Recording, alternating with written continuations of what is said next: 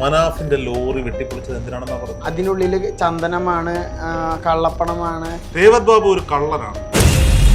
അർജുൻ ചേട്ടൻ്റെ അമ്മയ്ക്ക് മനാഫൊക്കെ വിളിച്ചു പറഞ്ഞു 2 മാസം ഇവിടെ ഉണ്ടായിരുന്നു, അവന് നല്ലൊരു സെൻഡ് ഓഫ് കൊടുത്തിട്ട് പറഞ്ഞു വിടുന്നു. മനാഫിന്റെ വായിൽ നിന്ന് വീണ വാക്കാണ് സെൻഡ് ഓഫ്. അതെ, ഈശ്വരണ്ണന്റെ വീട്ടിലെ 3 പെൺകുട്ടികളാണ്. 3 പെൺകുട്ടികൾക്കും അന്ധരായ മക്കളാണ്. ജീവൻ ബലിതർപ്പിച്ചിട്ടാണ് ഗംഗാവലിപ്പുഴയുടെ ആഴങ്ങളിലേക്ക് ആ മനുഷ്യൻ ഇറങ്ങുന്നത്. പാവങ്ങളുടെ കണ്ണീരപ്പൻ രേവത് ബാബു കേരളത്തിന്റെ മുഖ്യമന്ത്രിയാണ്. ചെക്ക് പോസ്റ്റ് കടക്കാണ്ടാണ് ഈ ലോറി ഷിരൂരിലെത്തിയത്. അതിനുള്ളിൽ ജനങ്ങള് കള്ളം പറയുന്ന ഒരിക്കലല്ല. കേരളത്തിൽ എവിടെയെങ്കിലും മാധ്യമ ശ്രദ്ധ ലഭിക്കുന്ന ഏതെങ്കിലുമൊക്കെ സംഭവങ്ങൾ ഉണ്ടെങ്കിൽ അവിടെ ഓടിയെത്തുന്നത് ചെറുപ്പക്കാരനുണ്ട് തൃശ്ശൂരിൽ. മാധ്യമ ശ്രദ്ധയ്ക്ക് വേണ്ടിയാണ് ഈ ചെറുപ്പക്കാരൻ ഓടിയെത്തുന്നത് എന്നാണ് ഒരു കൂട്ടം ആളുകളുടെ വാദം. ആലുവയിൽ ഒരു അന്യസംസ്ഥാന തൊഴിലാളിയുടെ മകൾ ക്രൂരമായി കൊല ചെയ്യപ്പെട്ടപ്പോൾ വിവാദ നായകനായി മാറി ആ ചെറുപ്പക്കാരൻ. അയാളുടെ പേര് രേവത് ബാബു എന്നാണ്. ഷിരൂരിൽ മണ്ണിടിച്ചിലുണ്ടായി മലയാളിയുടെ പ്രിയങ്കരനായ അർജുനെ കാണാതായപ്പോൾ 62 ദിവസത്തോളം ഷിരൂരിലുമുണ്ടായിരുന്നു ഈ പറയപ്പെടുന്ന രേവത് ബാബു. ഇന്ന് നമ്മളോടൊപ്പം ഉള്ളത് രേവത് ബാബുവാണ്. രേവത് ബാബു നമസ്കാരം. ഷിരൂരിൽ നിന്നാ വന്നേ? 3 ദിവസമായി.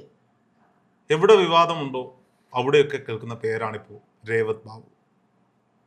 ഞാൻ പാവങ്ങള് എവിടെ കണ്ണീര് ഒപ്പുന്നുണ്ട് അവിടെയൊക്കെ ഞാനുണ്ട്. വെച്ചിട്ടുണ്ടെങ്കിൽ എന്നെ കൊണ്ട് ചെയ്യാൻ പറ്റുന്ന സഹായങ്ങൾ ഞാൻ ചെയ്യും. പാവങ്ങളുടെ കണ്ണീരപ്പൻ രേവത് ബാബു കേരളത്തിന്റെ മുഖ്യമന്ത്രിയാണ്. അതല്ല, സാധാരണക്കാരുടെ ഒരമ്മ അവിടെ ഒരു മകനെ നഷ്ടപ്പെട്ട് കരയായിരുന്നു. നമ്മുടെ കോഴിക്കോട് അർജുൻ ചേട്ടൻ്റെ അമ്മ. ആ അമ്മയുടെ കരച്ചിൽ ഞാൻ ടി വിയിൽ കണ്ടിട്ട് അവിടെ മണ്ണിടിഞ്ഞ് ലോറി മണ്ണിനടിയിൽ പെട്ടു എന്ന് കേട്ടപ്പോഴാണ് ഇവിടുന്ന് ട്രെയിൻ കയറി അങ്കോളയിലേക്ക് പോകുന്നത്. ആദ്യം അങ്കോളയിൽ പോയി. അടൂരൊക്കെ പോലീസുകാർ അടുപ്പിച്ചില്ല. ഞാൻ അവിടെ ഈ കാക്കി പാൻറ് ഇട്ടിട്ട് പോയേ. അപ്പോൾ അന്ന് നല്ല മഴയായിരുന്നു. ഓവർകോട്ട് ഇട്ട് പോയപ്പോൾ അടിയിൽ കാക്കി പാൻറ്റും മുകളിൽ കാക്കിയും കണ്ടപ്പോൾ അവർ അയച്ചു ഏതെങ്കിലും ഉദ്യോഗസ്ഥനെ അയച്ചിട്ട് മിണ്ടാണ്ട് കടന്നുപോയി. അങ്ങനെയാണ് എന്നെ അവിടേക്ക് കയറി പോണത്. പിന്നീട് തിരിച്ചു വന്നില്ലേ കേരളത്തിലേക്ക്? വന്നു. പിന്നെ എത്ര ദിവസം കഴിഞ്ഞിട്ടാണ് വീണ്ടും പോയി? പിന്നെ ഉത്രാടത്തിന് വന്നിട്ട് തിരുവോണത്തിന് തിരിച്ചു പോയി. വയനാട് ദുരന്തം ഉണ്ടായപ്പോൾ വയനാട്ടിൽ പോയില്ല. അതെന്താ വയനാട്ടിൽ പോകാൻ? വയനാട്ടിൽ പോകാന്ന് വെച്ച് കഴിഞ്ഞാൽ ഇവിടെ തന്നെ ഡ്രഡ്ജിങ് മെഷീൻ വരും പറഞ്ഞിട്ട് അവിടെ നോക്കിയിരുന്നു. ഷിരൂരിലിരുന്നു. വയനാട്ടിൽ പോയാൽ ഇത്രത്തോളം മാധ്യമ ശ്രദ്ധ ലഭിക്കില്ല. അതേസമയം ഷിരൂരിൽ നിന്ന ചാനലുകാരൊക്കെ രേവതിന്റെ വട്ടം പിടിക്കും എന്ന് വിചാരിച്ചിട്ടാണോ? അല്ല, ഞാനൊരു മാധ്യമ ശ്രദ്ധ നേടാൻ വേണ്ടിയിട്ട് പോയതല്ല. അർജുൻ ചേട്ടനെ എത്രയും പെട്ടെന്ന് കിട്ടണമെന്നുള്ള പ്രാർത്ഥന കൊണ്ട് പോയതാണ്. മനാഫ് ഇപ്പോൾ വിവാദ നായകനായി നിൽക്കുന്ന മനാഫ് ഷിരൂരിൽ ഒരു സെൻഡ് ഓഫ് പാർട്ടി നടത്തിയെന്നാണ് അർജുൻ്റെ കുടുംബം ആരോപിക്കുന്നത്. പിന്നീട് ചാനൽ ക്യാമറകൾക്ക് മുന്നിൽ രേവതിനെ ചേർത്ത് പിടിച്ചുകൊണ്ട് മനാഫ് പറയുന്നത് കേട്ടു, സെൻഡ് ഓഫ് പാർട്ടി നടത്തിയതല്ല, ഈ രേവത് എന്ന് പറയുന്ന ചെറുപ്പക്കാരന് ഒരു നേരത്തെ ആഹാരം വാങ്ങിക്കൊടുത്തതാണ്. എന്താണ് സത്യം? സത്യം അതാണ്. കാരണം വെച്ചിട്ടുണ്ടെങ്കിൽ ഞാൻ 65 ദിവസം ഷിരൂര് നിന്നിട്ട് 73ാമത്തെ ദിവസം അർജുൻ ചേട്ടൻ്റെ ട്രക്ക് പുറത്തെടുത്ത് അർജുൻ ചേട്ടനെ കിട്ടിയതിന് ശേഷം വണ്ടിയുടെ ഉള്ളിൽ കള്ളപ്പണം ഉണ്ടോ ചന്ദനം ഉണ്ടോ എന്ന് അറിയാൻ വേണ്ടി ട്രക്കിൻ്റെ ക്യാബിൻ ഫുള്ളും ക്രെയിൻ കൊണ്ട് പൊളിച്ച് മാറ്റിയതിന് ശേഷം ഞാൻ കേരളത്തിലേക്ക് തിരിച്ച് വീട്ടിലേക്ക് പോകാമെന്ന് പറഞ്ഞപ്പോൾ മനാഫൊക്കെ പറഞ്ഞു, നീ ഇത്ര നാൾ ഇവിടെ നിന്നല്ലേ, നല്ല ആഹാരം കഴിച്ചിട്ട് പോകാന്ന് പറഞ്ഞിട്ട് ഹോട്ടലിൽ പോയിട്ട് ഭക്ഷണം കഴിച്ചതാണ്. ആ ഭക്ഷണം കഴിച്ചതിന് ശേഷം അർജുൻ ചേട്ടൻ്റെ അമ്മയ്ക്ക് മനാഫൊക്കെ വിളിച്ചു പറഞ്ഞു, രേവത് കേരളത്തിലേക്ക് പോവാണ്, 2 മാസം ഇവിടെ ഉണ്ടായിരുന്നു, അവന് നല്ലൊരു സെൻഡ് ഓഫ് കൊടുത്തിട്ട് പറഞ്ഞു വിടുന്നു. മനാഫിന്റെ വായിൽ നിന്ന് വീണ വാക്കാണ് സെൻഡ് ഓഫ്. അതെ, സെൻഡ് ഓഫ് എന്ന് ഉദ്ദേശിച്ചത് അദ്ദേഹം യാത്രയാക്കി എന്നാണ് ഉദ്ദേശിച്ചത്. പക്ഷെ സെൻഡ് ഓഫ് എന്ന് അവർ ഉദ്ദേശിച്ചതെന്ന് വെച്ചിട്ടുണ്ടെങ്കിൽ അർജുനെ കിട്ടിയതിന് ശേഷമുള്ള സെൻഡ് ഓഫ് ആണെന്ന് അർജുൻ ചാൻ്റെ വീട്ടുകാർ ധരിച്ചത്. വീട്ടുകാരെ കുറ്റം പറയാൻ പറ്റില്ല എന്ന് വെച്ചിട്ടുണ്ടെങ്കിൽ സെൻഡ് ഓഫ് എന്ന് അവർ ഉദ്ദേശിച്ചതെന്ന് വെച്ചിട്ടുണ്ടെങ്കിൽ പാർട്ടി നടത്തുന്നത്. മനാഫക്ക് വിചാരിച്ച് യാത്രയാക്കുന്നു, അതിന് ഇംഗ്ലീഷ് വേർഡാണ് സെൻഡ് ഓഫ് എന്ന്. മനാഫിന്റെ വായിൽ നിന്ന് വീണ വാക്ക് തന്നെയാണ് സെൻഡ് ഓഫ്. അതെ, സത്യത്തിൽ അവിടെ നടന്നത്, അവിടെ ഉണ്ടായിരുന്ന 65 ദിവസത്തോളം അവിടെ നിന്ന് രേവത് ബാബു എന്ന സാധാരണക്കാരനായ ഓട്ടോ ഡ്രൈവറായ അഷ്ടിക്ക് വകയില്ലാത്ത കഷ്ടപ്പെട്ട് ജീവിക്കുന്ന ഒരു ചെറുപ്പക്കാരൻ 65 ദിവസം അവിടെ നിന്നപ്പോൾ ആ ലോറി ഉടമയായ മനാഫ് ഒരു നേരത്തെ ആഹാരം വാങ്ങി തന്നു.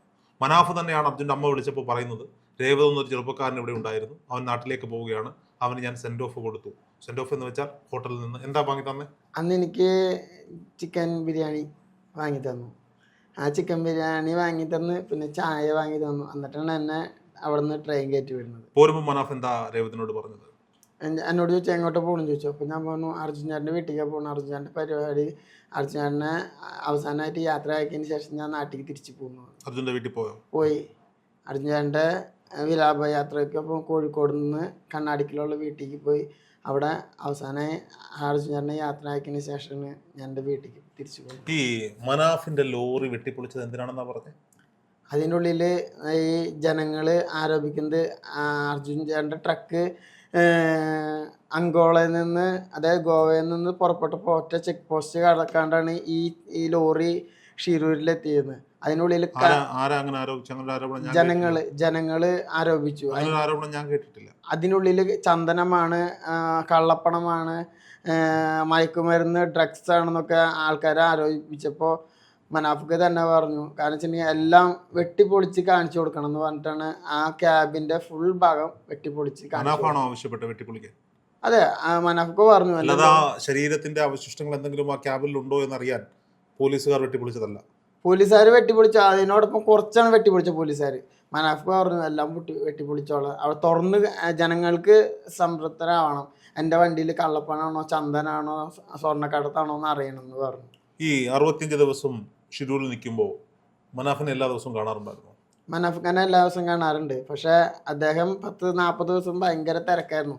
അപ്പോൾ മനാഫിനെ ഡെയിലി കാണുമ്പോൾ സംസാരിക്കും. മനാഫിക്ക എന്നുകൊണ്ട് കൈ കൊണ്ട് കാണിക്കും. അത് കഴിഞ്ഞിട്ട് ഞാൻ ഈ ദൗത്യം നടക്കുന്ന സ്ഥലത്ത് നമ്മുടെ ലക്ഷ്മണൻ നായിക് ഭാര്യ ചായക്കടയത്തെ നമ്മുടെ ലക്ഷ്മണൻ ചേട്ടൻ്റെ ചേച്ചി ഉപയോഗിച്ചിരുന്ന സ്കൂട്ടി പുഴയിൽ നിന്ന് ഈശ്വരമാൽപ്പ കണ്ടെത്തി. ഈശ്വരണ്ണൻ കണ്ടെത്തിയ ബൈക്ക് ക്രെയിൻ കൊണ്ട് വലിച്ചു കയറ്റാനൊക്കെ നമ്മൾ സഹായിച്ചു.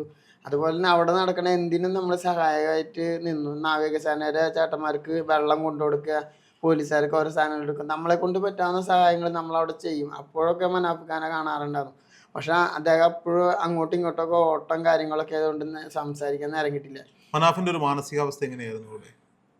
ഒരു സഹോദരനെ, ഒരു ജ്യേഷ്ഠനെ നഷ്ടപ്പെട്ടൊരു ഫീലിംഗ് ആയിരുന്നു മനാഫിക്കാക്ക്. റിപ്പോർട്ടർ ചാനലിൽ അരുൺകുമാറിന്റെ ക്യാമറകൾക്ക് മുന്നിൽ രേവതി ഒന്ന് പ്രത്യക്ഷപ്പെട്ടു. അത് ഞാൻ ചെന്നന്ന് 4-ാം ദിവസമാണ് അരുൺ ചേട്ടൻ എന്നോട് ചോദിച്ചത്. ചാലക്കുടി എന്നല്ല വരുന്നത്, അതേന്ന് പറഞ്ഞു. ചാലക്കുടി എന്ന് പറയുന്നത് അറിയാം രേവതിന്. മുന്നൊരു മണിച്ചേട്ടൻ്റെ ഒരു നേർവഴി എന്ന് പറഞ്ഞൊരു പരിപാടി ചാലക്കുടിയിൽ എടുത്തപ്പോൾ എന്നെ അന്ന് ഉണ്ടായിരുന്നു. അതിൽ മണിച്ചേട്ടൻ മരിച്ച സമയത്ത്. അങ്ങനെയാണ് അർജുൻ ചേട്ടൻ എൻ്റെ കാര്യങ്ങൾ എന്നോട് ചോദിച്ചത്. അപ്പം ഞാൻ പറഞ്ഞു എന്നെ കൊണ്ട് ചെയ്യാൻ പറ്റുന്ന കാര്യങ്ങൾ ചെയ്യാനായിട്ടാണ് ഞാൻ ചാലക്കുടിയിൽ നിന്ന് വന്നത്. എനിക്ക് മുങ്ങാനറിയില്ല, നീന്താനറിയില്ല, എന്നെ കൊണ്ട് പറ്റാവുന്ന സഹായം ഞാൻ ചെയ്യുമെന്ന് പറഞ്ഞു. അങ്ങനെയാണ് അവിടെ എത്തിയെന്ന് അരുൺ ചേട്ടനോട് പറഞ്ഞത്. രേവതി എന്നോട് പറഞ്ഞത് മനാഫ് വലിയ തിരക്കിലായിരുന്നു, മനാഫിനെ അവിടെയും ഇവിടെയും ഒക്കെ കാണുമ്പോൾ കൈയെടുത്ത് കാണിക്കും. പക്ഷേ മനാഫിൻ്റെ ലോറി ഉടമ എന്ന യൂട്യൂബ് ചാനലിൽ പലപ്പോഴും ആ ലൈവിൽ രേവതിനെ ഞങ്ങൾ കണ്ടിട്ടുണ്ട്. എന്നെ കണ്ടിട്ടെന്ന് പറഞ്ഞാൽ കാരണം വെച്ചിട്ടുണ്ടെങ്കിൽ 10-40 ദിവസത്തിന് ശേഷം മനാഫിക്ക വരികയാണ്. അപ്പം ഞാൻ പറഞ്ഞു മനാഫിക്ക ഞാൻ തൃശ്ശൂർ വരന്തരപ്പള്ളിയിൽ നിന്നാണ് വരുന്നത്. അർജുൻ ചേട്ടൻ്റെ നമുക്കൊരു ടീമിനൊപ്പം അല്ല വന്നത്, ഞാൻ ഒറ്റയ്ക്കാണ് വന്നത്, ട്രെയിൻ കയറി വന്നത്. എന്നെ കൊണ്ട് ചെയ്യാൻ പറ്റുന്ന കാര്യങ്ങൾ ചെയ്യാമെന്ന് പറഞ്ഞിട്ടാണ് ഞാൻ വന്നത്. അപ്പോൾ ഇക്ക എൻ്റെ കയ്യിൽ പൈസ കഴിഞ്ഞു, ഇക്ക എനിക്ക് ഇന്ന് ചോറ് വാങ്ങിത്തരണമെന്ന് പറഞ്ഞു. അപ്പോൾ ഇക്ക പറഞ്ഞു ഒന്നും കഴിച്ചില്ലേ ചോദിച്ചു. വിശക്കുണ്ടെന്ന് പറഞ്ഞു ഇക്കവിടെ. അപ്പോൾ ഇക്ക ഉച്ചയ്ക്ക് ഭക്ഷണം കഴിക്കാൻ പോകുന്ന സമയത്ത് ഞാനും പോയി. അപ്പോൾ ഇക്ക എന്നും കാണാറുണ്ടെന്ന് എന്നോട് പറഞ്ഞു. അപ്പോൾ ലാസ്റ്റ് തിരിച്ച് വരുന്ന സമയത്ത് ഒരുമിച്ച് കാറിലാണ് എന്നെ പോന്നിട്ട് അവിടെ നിന്നപ്പോൾ പറഞ്ഞു ഇനി മുതൽ നീ എൻ്റെ കൂടെ നിന്നോ, പോകുന്നവരെ വണ്ടി കിട്ടുന്നവരെ എൻ്റെ കൂടെ നിന്നോ. അപ്പോൾ ഇക്ക കുറേ ചാനലിൽ അവിടെ ഇങ്ങനെ മൊബൈലൊക്കെ പിടിക്കുമ്പോൾ എന്നെ നേരെ കാണിച്ചിട്ട് പറയും ഇതാണ് രേവതി തൃശ്ശൂരിൽ നിന്ന് വന്നതാണ്, അർജുൻ ചേട്ടനെ തിരിച്ച് കിട്ടാനായിട്ട് പ്രാർത്ഥനയും കാര്യങ്ങളൊക്കെ ആയിട്ട് വന്നതാന്നൊക്കെ പറഞ്ഞു. അങ്ങനെ എന്നോട് പറഞ്ഞു ഇനി എൻ്റെ ക്യാമറ രേവതി പിടിച്ചാൽ മതി, ചിലപ്പോൾ ഞാൻ അങ്ങോട്ടും ഇങ്ങോട്ടൊക്കെ പോകുമ്പോൾ ഇവിടെ നടക്കുന്ന കാര്യങ്ങൾ സത്യസന്ധമായിട്ട് ജനങ്ങളിലേക്ക് എത്തിക്കാൻ വേണ്ടി രേവതി ക്യാമറ പിടിച്ചാൽ മതി എന്ന് പറഞ്ഞു. അങ്ങനെയാണ് ഞാൻ മനാഫിക്കയുടെ ക്യാമറ പിടിച്ചതെന്ന് ഒരു 6-7 ദിവസം. മനാഫ് എന്തിനായിരിക്കും യൂട്യൂബിൽ എല്ലാം ഉറങ്ങിയത്? കാരണം വെച്ചിട്ടുണ്ടെങ്കിൽ ഇപ്പോൾ റിപ്പോർട്ടർ, മീഡിയ വൺ അതേപോലെയുള്ള ചാനലുകളിൽ ആദ്യ ദിവസം തൊട്ട് തീരത്ത് കരയിലും വെള്ളത്തിലും ലോഹഭാഗം കണ്ടെത്തി, കയറ് കണ്ടെത്തി ലോറിയുടെ അടുത്തേക്ക് എത്തുന്ന അർജുനെ ഇപ്പോൾ കിട്ടും എന്ന് പറഞ്ഞിട്ട് നമ്മളെ കുറേ മുൻമുനയിൽ നിർത്തി ചാനലുകാർ. അപ്പോൾ അതൊക്കെ വാസ്തവമായിരുന്നില്ല. എന്നിട്ടും 40 ദിവസം കഴിഞ്ഞിട്ട് നമ്മൾ ഈ ലോറിയും കിട്ടിയില്ല, കയറും കിട്ടിയില്ല, ഒന്നും കിട്ടിയില്ല. അങ്ങനെ അവിടെ നടക്കുന്ന കാര്യങ്ങൾ മീഡിയ മാധ്യമങ്ങൾ വളച്ചൊടിച്ച് ജനങ്ങളിലെ തെറ്റിദ്ധരിപ്പിക്കുകയാണ്. അപ്പോൾ ലോറിയുടെ അടുത്തേക്ക് എത്തും. അത് കഴിഞ്ഞിട്ട് ഡ്രഡ്ജിങ് മെഷീൻ വരാനായിട്ട് കാത്ത് 2-3 ആഴ്ച ഉണ്ടായിരുന്നു. അപ്പോൾ മനാഫ്ക്ക് ഈ ചാനൽ തുടങ്ങി കൊടുത്തത് ഈശ്വർ മാൽപ്പയുടെ സഹായിയാണ് ഒരു ചാനൽ തുടങ്ങി കൊടുക്കുന്നത്. ആ തുടങ്ങി കൊടുക്കുന്നത് എന്ന് വെച്ചിട്ടുണ്ടെങ്കിൽ അവിടെയുള്ള കാര്യങ്ങൾ മനാഫ്ക്ക് എന്ത് ഈശ്വർ മാൽപ്പ എന്നാണ് ഷിരൂരിലേക്ക് വരുന്നത്? ഷിരൂരിലേക്ക് വരുന്നത് വെച്ചിട്ടുണ്ടെങ്കിൽ മനാഫ്ക്ക് പറഞ്ഞിട്ടാണ് വരുന്നത്. അത് കുറേ ദിവസങ്ങൾക്ക് ശേഷമല്ലേ? അല്ല, അത് കുറെ ദിവസങ്ങൾക്ക് ശേഷം. പക്ഷേ അർജുനെ കാണാതായി 2 ദിവസങ്ങൾക്കുള്ളിൽ എന്തോ ആണ് ഈ പറയപ്പെടുന്ന യൂട്യൂബ് അല്ല ഒരിക്കലും അല്ല. ഈശ്വർ മാൽപ്പണ്ണം വന്നതിന് ശേഷമാണ് ഈ ചാനൽ തുടങ്ങുന്നത്. ഈ തുടങ്ങിയിട്ട് അവിടെ നടക്കുന്ന കാര്യങ്ങൾ സത്യസന്ധമായിട്ട് ജനങ്ങളിലേക്ക് കാണിക്കുക, ലൈവായിട്ട് കാണിക്കുക, അതാണ് ഉദ്ദേശിച്ചത്. അല്ലാതെ അതിൽ നിന്ന് കിട്ടുന്ന വരുമാനം എടുക്കാനല്ല. യൂട്യൂബ് ചാനലിൽ നിന്ന് കിട്ടുന്ന വരുമാനം കൊണ്ട് ഇക്കാക്ക് ജീവിക്കേണ്ട ആവശ്യമില്ല. അങ്ങനെ വരുമാനം കിട്ടുകയാണെങ്കിൽ ഇക്ക മനാഫ് ഖാനോട് പറഞ്ഞു വെച്ചിട്ടുണ്ടെങ്കിൽ കോഴിക്കോട് ടൗണിൽ മാനാഞ്ചിറ മൈതാനത്തിന്റെ സൈഡിൽ ഒരു കട വാടകയ്ക്ക് എടുത്തിട്ട് ഒരു നേരത്തെ അന്നം പാവങ്ങൾക്ക് ഫ്രീ ആയിട്ട് കൊടുക്കണം എന്നാണ് പറഞ്ഞത്. അങ്ങനെ യൂട്യൂബിൽ നിന്ന് വരുമാനം കിട്ടുകയാണെങ്കിൽ. പക്ഷെ ഇന്ന് വരെ ആ ചാനല് ഇത് ചെയ്തിട്ടില്ല, മോണിറ്റർ ചെയ്തിട്ടില്ല, മോണിറ്റൈസേഷൻ ചെയ്തിട്ടില്ല. അപ്പൊ അതുകൊണ്ടാണ് ചെയ്യാണ്ടിരിക്കുന്നത്. വല്ല വിവാദമാവുമെന്ന് വിചാരിച്ചിട്ടാണ് ചെയ്യാണ്ടിരിക്കുന്നത്. അപ്പോഴേക്കും ഇവിടുന്ന് ഓരോ കാര്യങ്ങളൊക്കെ പറഞ്ഞ് ആൾക്കാരതിൽ കൂടുതൽ ജോയിൻ ചെയ്തു ചാനലിൽ. ഈശ്വർ മാൽപ്പയുടെ സഹായിയാണ് മനാഫിന് യൂട്യൂബ് ചാനൽ തുടങ്ങിക്കൊടുത്തത്. അതെ. 2012 നവംബറിലാണ് ആ പേജ് തുടങ്ങിയത്. ഒരുപക്ഷെ വീഡിയോ ഇട്ട് തുടങ്ങിയത് അപ്പോഴായിരിക്കും, എനിക്കറിയില്ല.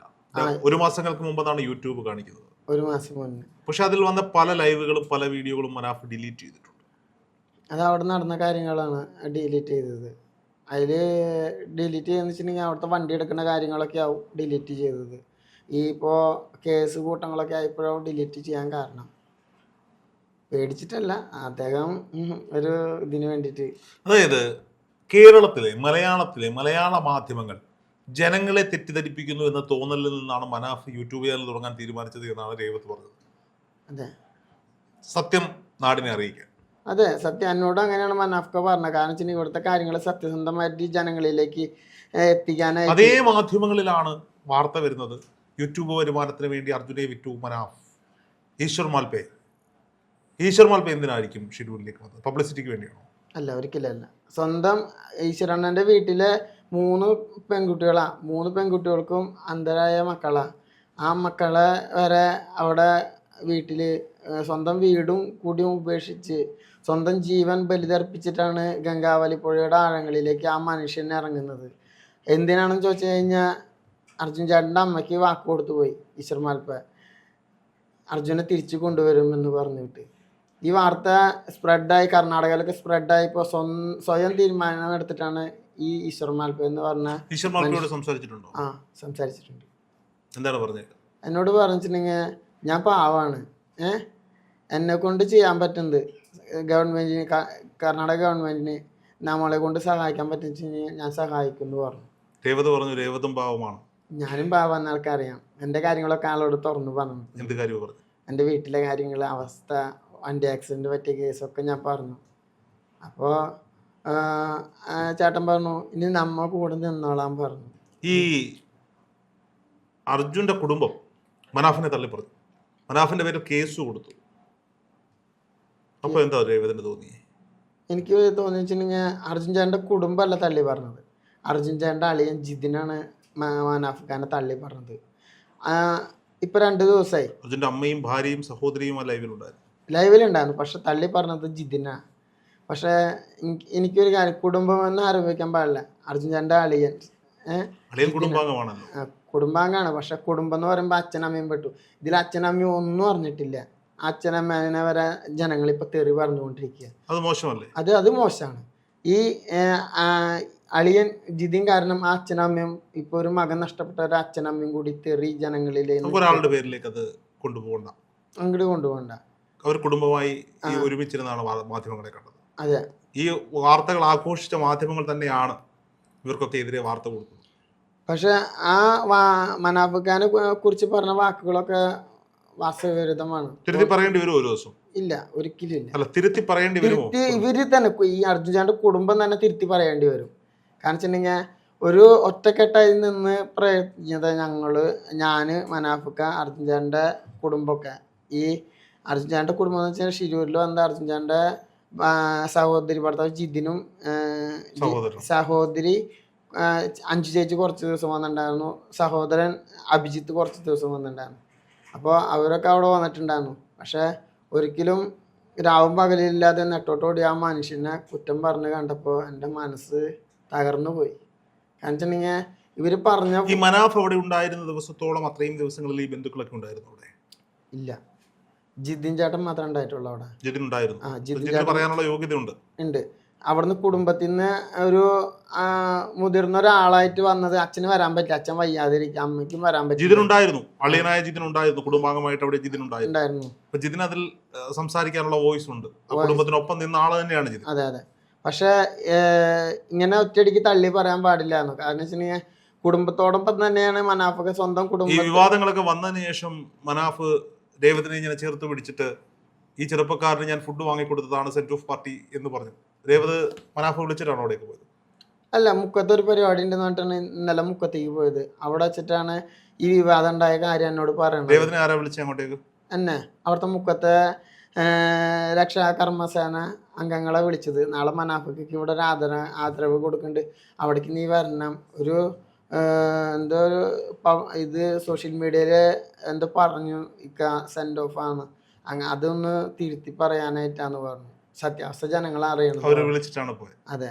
അപ്പൊ ഇന്നലെ പോയി എനിക്ക് ഷാളൊക്കെ അണിയിച്ച് ആദരവൊക്കെ തന്നു ഇന്നലെ.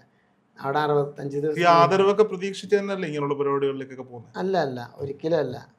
ഞാൻ ഇവിടേക്ക് പോകണമെന്ന് വെച്ചിട്ടുണ്ടെങ്കിൽ പോയതും അവിടെ ഇത്ര ദിവസം നിന്ന കാര്യങ്ങളൊക്കെ അർജുൻ ചാന്റെ അച്ഛൻ്റെ അമ്മയ്ക്ക് അറിയാം. അമ്മ പറഞ്ഞു, എൻ്റെ മോനെ ആര് ഉപേക്ഷിച്ചാലും, ഞാൻ പറഞ്ഞു അമ്മയുടെ മോനെ അന്യനാട്ടിലേക്ക് എടുക്കണ്, അമ്മയുടെ മോനെ ആര് ഉപേക്ഷിച്ച് പോയാലും ഞാനിവിടെ ഉണ്ടാവും, അർജുൻ ചാനെ തിരിച്ച് കിട്ടണ പറയാന്ന്. രേവതി 65 ദിവസം എവിടെയാ കഴിഞ്ഞേ? ഷിരൂര് ഒരു കട അടയ്ക്കുമ്പോൾ ടയർ കട അടയ്ക്കും, അതിൻ്റെ ഉമ്മർത്ത് ഷട്ടറിൻ്റെ അവിടെ കിടന്ന മഴ നനഞ്ഞ് വരെ കിടന്നിട്ടുണ്ട്. ഇവിടുന്ന് ചെല്ലുന്ന രക്ഷാ സൈനികർക്ക് വേണ്ടി വീടെടുത്തിട്ടുണ്ടായിരുന്നു മനാഫ്. ഞാൻ അവരെ ബുദ്ധിമുട്ടിയാൻ പോയിട്ടില്ല. വിളിച്ചില്ല, എന്നെ അങ്ങോട്ട് വിളിച്ചില്ല. വിഷമമായോ? എനിക്കങ്ങനെ ഒരു വിഷമമില്ല. നമ്മൾ ചോർന്ന് വിളിക്കുന്ന കൂരയിൽ വരെ കഴിഞ്ഞിട്ടുള്ള ആളാ. പിന്നെ ഈ മഴയൊന്നും ഞങ്ങൾക്കൊരു പ്രശ്നമല്ല. അമ്മ എന്താ പറഞ്ഞു പോയി വന്നപ്പോൾ? അമ്മ പറഞ്ഞു, എൻ്റെ മോനെ പോലുള്ള ഒരു മോനാ അർജുൻ, എൻ്റെ മോൻ പോണതിൽ സന്തോഷമുള്ളൂ എന്ന് പറഞ്ഞു. വീണ്ടും വിവാദങ്ങളായപ്പോൾ അമ്മയ്ക്ക് വിഷമമായോ? വിവാദം എന്തായാലും ഉണ്ടാവുന്ന എൻ്റെ അമ്മയ്ക്ക് അറിയാം. വിഷമമായി. വയ്യാണ്ടിരിക്കുകയാണ് അമ്മ. വയ്യാണ്ടിരിക്കുക വീട്ടില്. അമ്മയോട്ട് ഞാൻ രാവിലെ സംസാരിച്ചായിരുന്നു.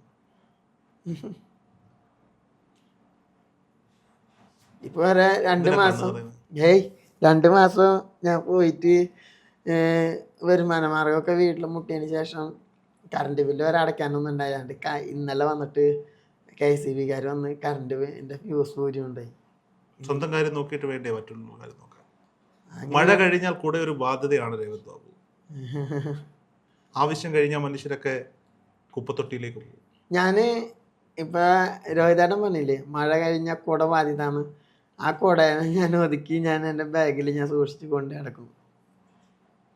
അങ്ങനെ ഒരു മനസ്സുള്ള ആളാണ് ഞാൻ. രേവത് ബാബു ഒരു കള്ളനാണ്. ഞാനാ? കള്ളം പറയുന്ന കള്ളൻ? ഒരിക്കലല്ല.